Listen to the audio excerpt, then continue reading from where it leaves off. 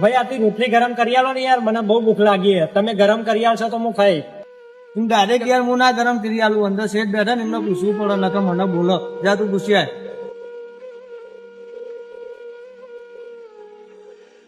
શેઠ તમે પેલા કારીગરને કહો ને મને રોટલી ગરમ કરી આલો, મને બહુ ભૂખ લાગી છે. એ તો એને કીધું હોય તો કરી આલો જ ભાઈ ગરમ.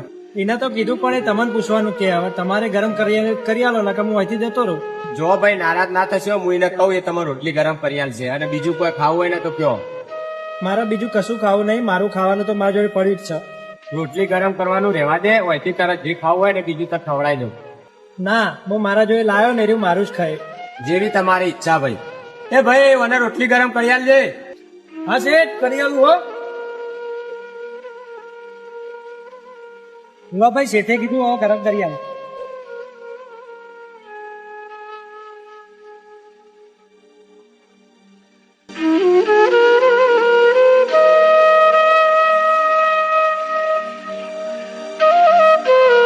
આ દુનિયામાં એવા ઘણાય માણસો જેમની જોડે બધું જ હ, છતાંય બીજાને લૂંટી ના કે અધર્મની કરેલી કમાણીમાંથી ભેગું કરી લેવાની લાલચમાં એમની તિજોરીઓ કે એમનો પેટ કોઈ દાડો નહીં ભરાતો.